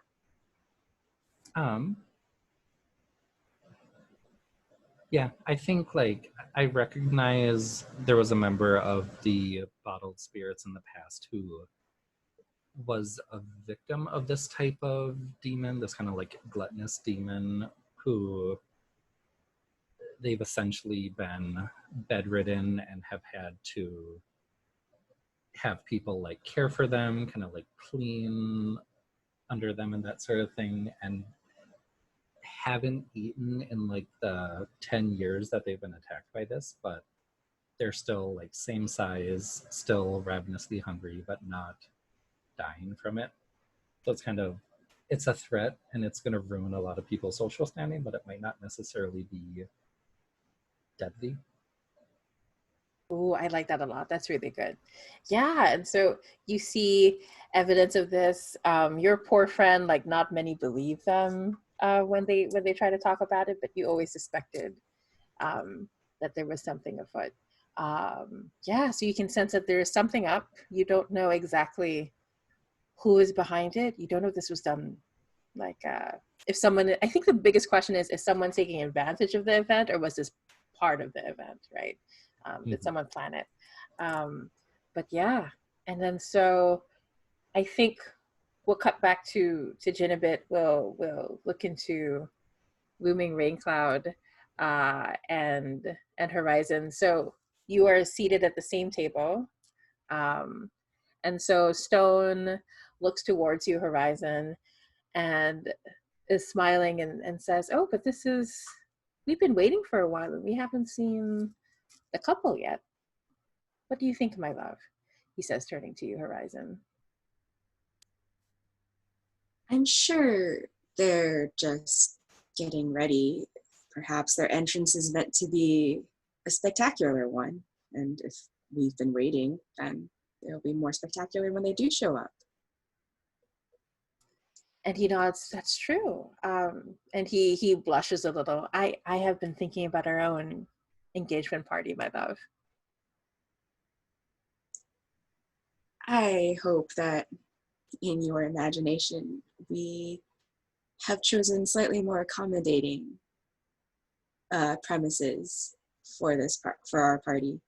I'm not sure that having such an event in such an open outdoors area is really safe or quite prestigious enough. He laughs. Oh, Horizon, you're so stuffy about these things. To be honest, my love, every time I try to think about it, I have difficulty imagining anything but you. But I will get to that point. I'm sure we can plan something beautiful that will rise to your standards, my love? Horizon nods and like pats Stone's hands. I fear that it may be some time before affairs have been settled enough for any ceremony to occur, but one day, so keep thinking. You are worth waiting for, my love. I can be patient. And Looming Rain Cloud, how do you feel seeing this very intimate conversation happen right in front of you? Your sister is like, has a very like pleased face, like, oh, and she leans over. These humans are so strange in their courtly practices. I think what I do say to her is like, yes, but there's something compelling about it. And I do think that I'm still kind of ruminating on having seen, seen that relationship, seeing Horizon trying to bring back Stone and like feeling like I was able to maybe help a little bit. And that's giving me a new idea about humans and their relationships a little bit. And I think I say something to her like, well, I mean, you're the one who knows how to do this sort of thing that they do, but I've been learning to make friends too, and I know these two actually. So I'll try to awkwardly introduce them and see how that goes. Oh, your sister looks really excited. Oh, my brother's made friends. I'm so happy. My sister's made friends. I'm so happy. Do I recognize this disguise? Is this something that you've worn around Horizon before?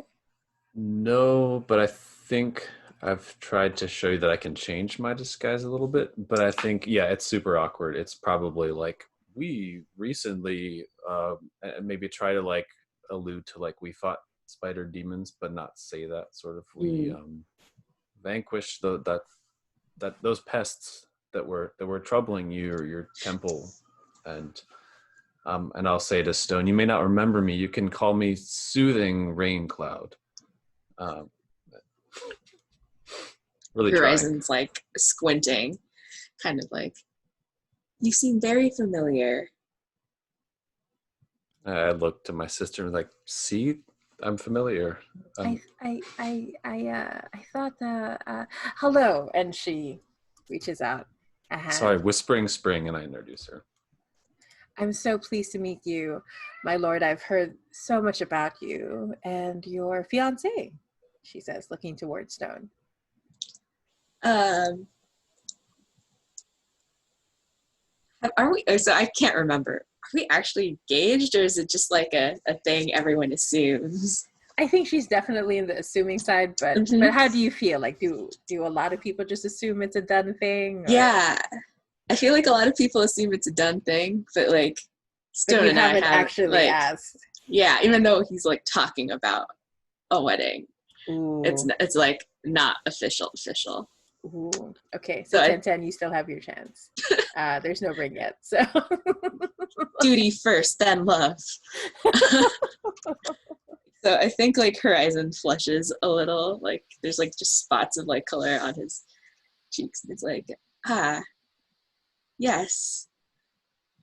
I hope the two of you have been enjoying this party. Yeah, and I'm again, just sort of, yes, it's, not usually at more lavish affairs, but this is quite nice too. It's kind of bluffing a little bit, and just, it's good to see you looking well, Stone, and any time now that the couple will be coming, and that's about all I got. Like, I have not done this before.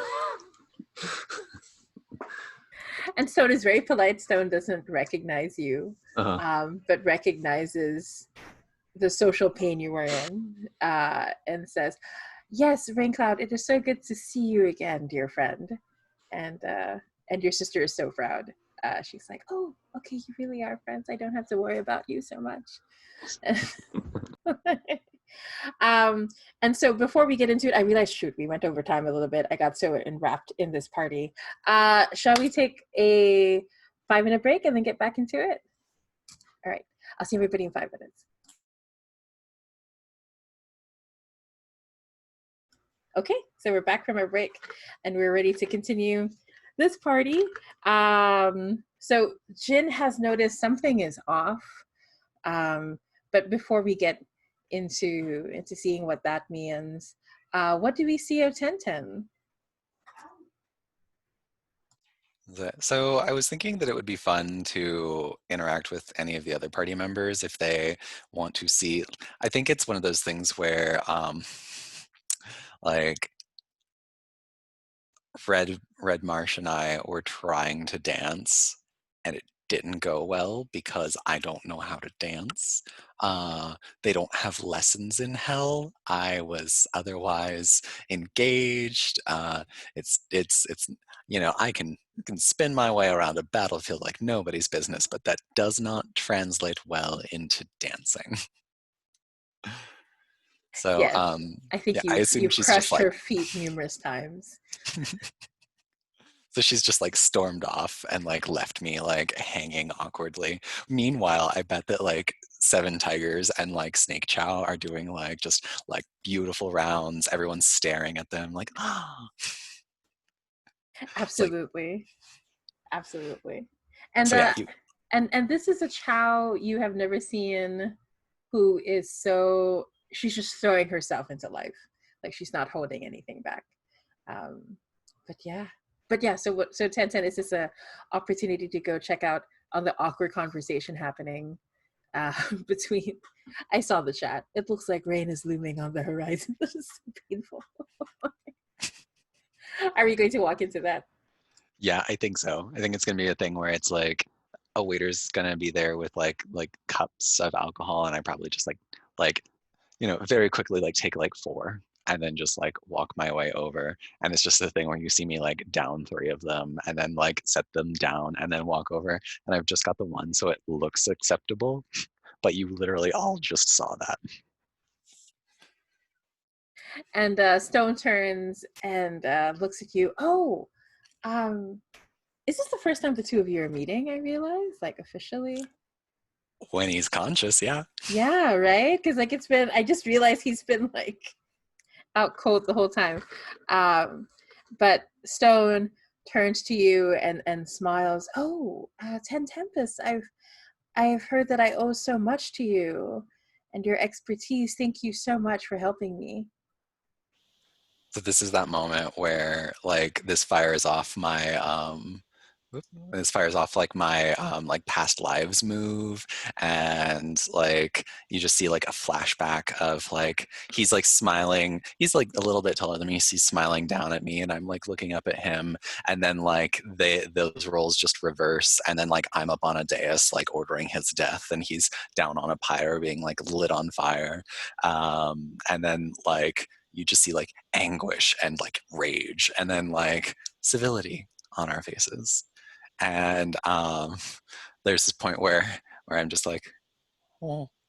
But that, and like I quickly catch myself and I lean down and like with a bow and just say, of course, my lord, it was always my pleasure to serve. I am glad to see that you are up and about. It is I have heard many things about how you light up a room, and then realizes what he's just said and then like blanches even more.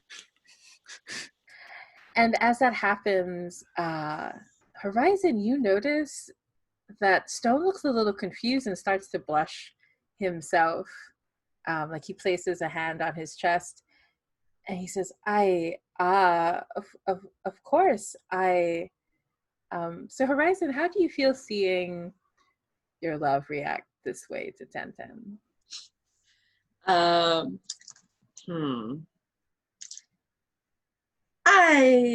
think it's like Horizon takes Stone's like that relationship almost for granted, maybe. So Horizon like doesn't think too much of it because Tenten is like pretty glamorous looking right now anyway.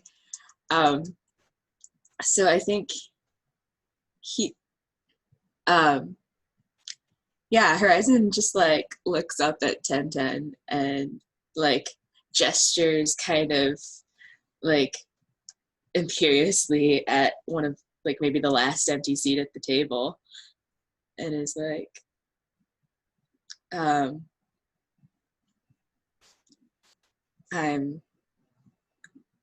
we are both very grateful for what you've done for us.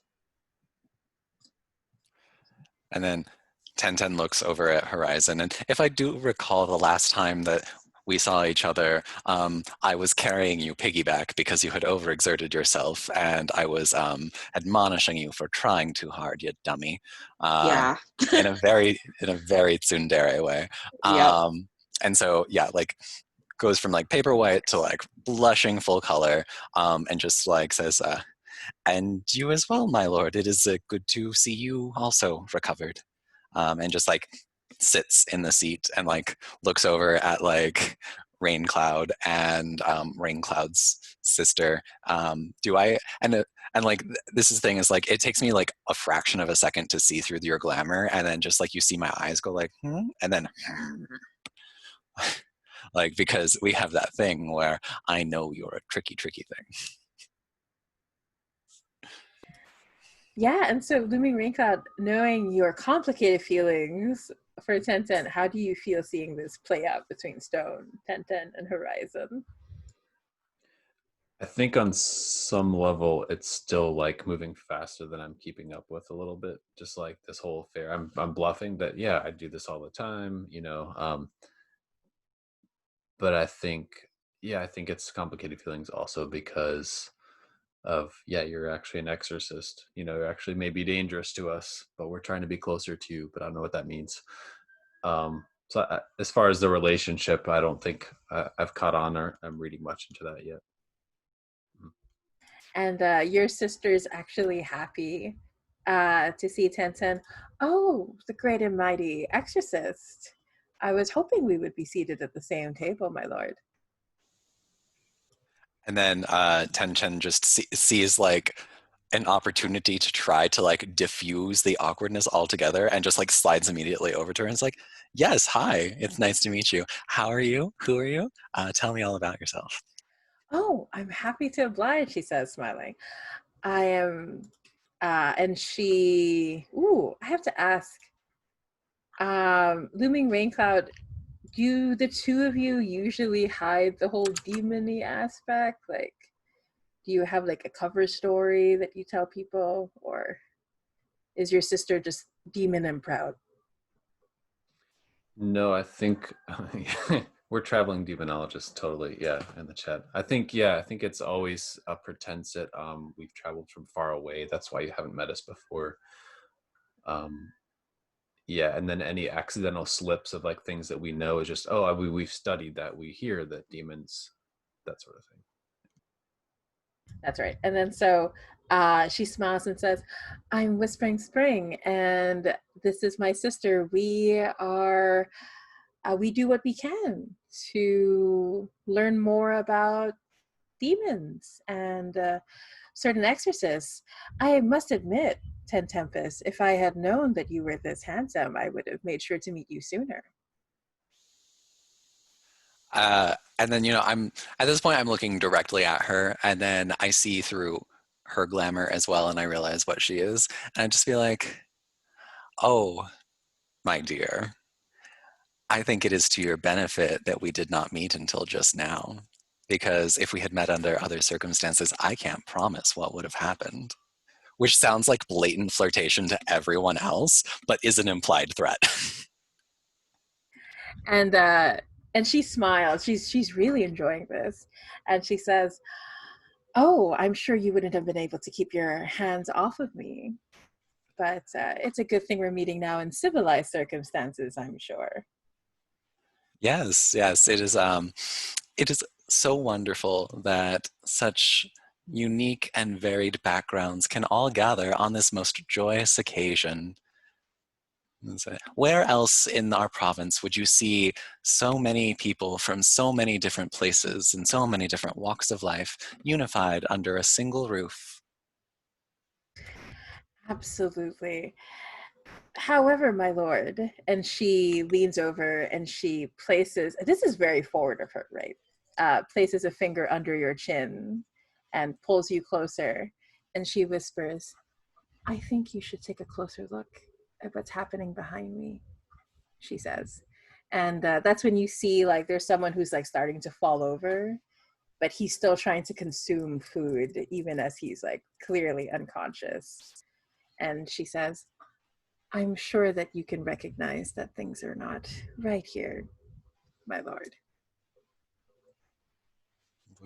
Yeah, and it's like that thing where like the camera is like focused like super close on her face, and then like as if with 10 Tempest's head just like shifts, and then like the focus changes and sees all of this happening.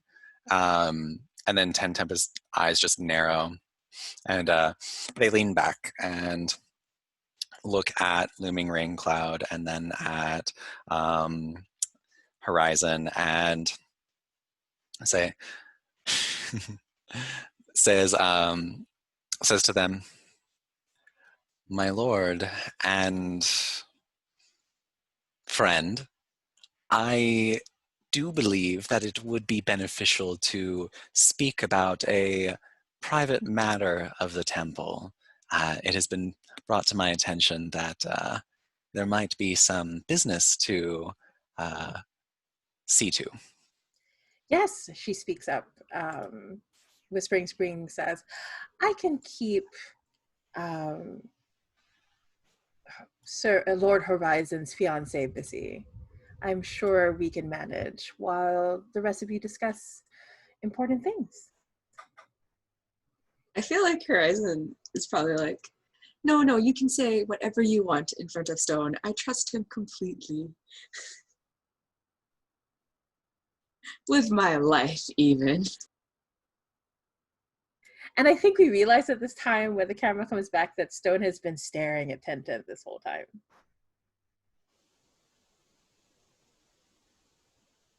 We were just talking about our wedding. He shakes out of it and he says, yes, my love, but I wouldn't want to intrude. If this is something above my station or what I should know, I wouldn't want to compromise that for you, my love. He's talking to you, but his eyes still haven't left Tenten, by the way. So, like, just making that clear. Anyway, you were saying Looming Rain Cloud. Oh, it would bore you. It was just some matters we were discussing, but when you were recovering, so I wouldn't want to have a conversation that was unfamiliar. It would be very rude of me to do that and try to divert again and still step aside.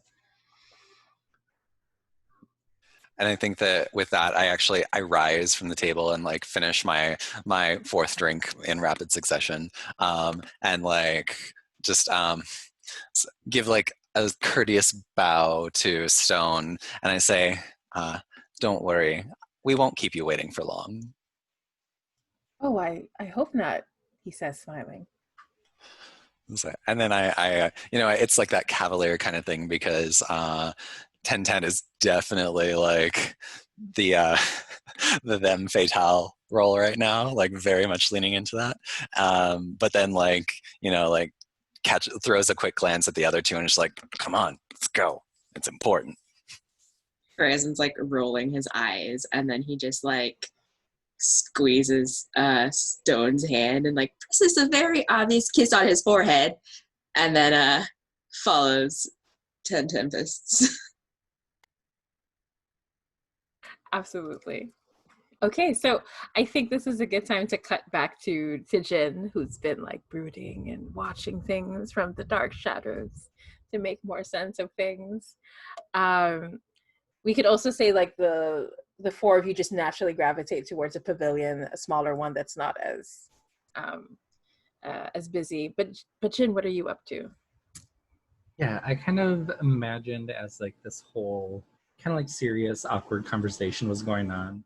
Jin is like subtly but kind of practically like walking around the whole party trying to find Tenten because he's like the resident exorcist and she knows he'll know how to deal with this. And just every time she would look in his direction, like a waiter walks by, or like she goes to where he first was, he's not there. She's like skirting around the edges, trying not to like raise any fusses. Like she looks at the table where he was just sitting, but he had just moved over to talk to Lumin Rain Cloud's sister. And so she's just like beelining around and then maybe just naturally meet up. Yeah, and before you meet up, I think that's when what is the name of our professional date? Seven Tigers, is that right? Mm-hmm. Yeah. We see Seven, there's like a shot of Seven Tigers looking around like he's going, uh-oh, I've misplaced her. And at that exact moment, our other Chao, Snake Chao shows up. Ooh, I love this picture we have of her. That's so good. Snake Chao shows up right in front of you, Jin. Her hands on her waist, arms akimbo, and she looks at you. I have been looking all over for you, she says, smiling. And like Jen's like looking around, not really looking at where she's going, looks forward and just like, oh geez. I've just been standing around, enjoying the atmosphere of everything. Aren't you enjoying dancing with that tiger fellow?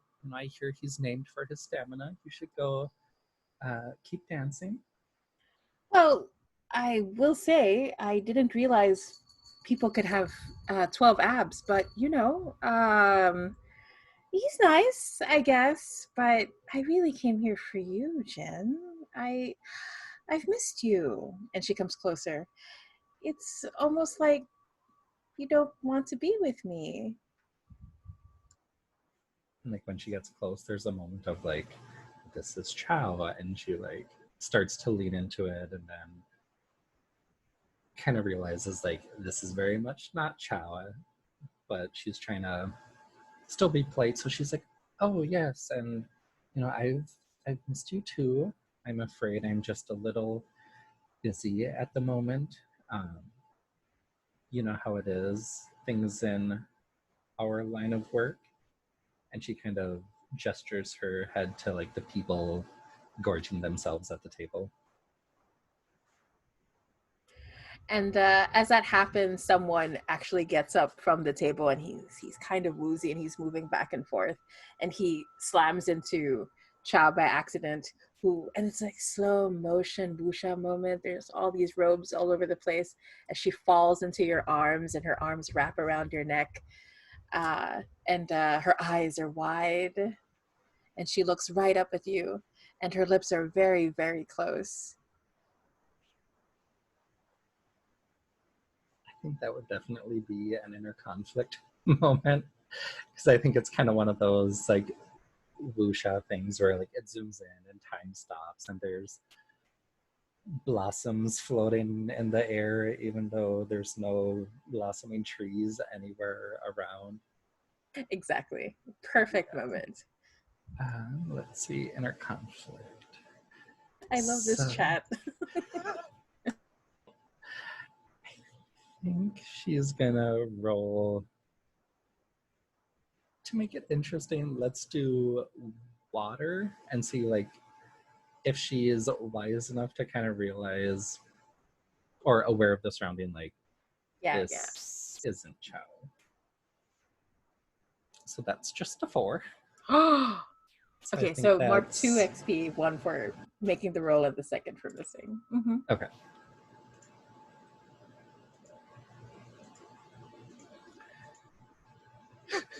This chat. Auntie will be so disappointed. Oh my gosh, can you please have her in the background? Like her face is like, no, like the slow clutching motion. her pearls. Yeah, clutching her jade necklace. Like, you know, I do have aunts who do that. So funny. Yeah, oh my gosh. So I think what happens is as you are struggling, she leans in for the kiss. She's the one who does not hesitate. And as she kisses you, there's a moment where she stops and she breathes. I've been wanting to do that for years, she says.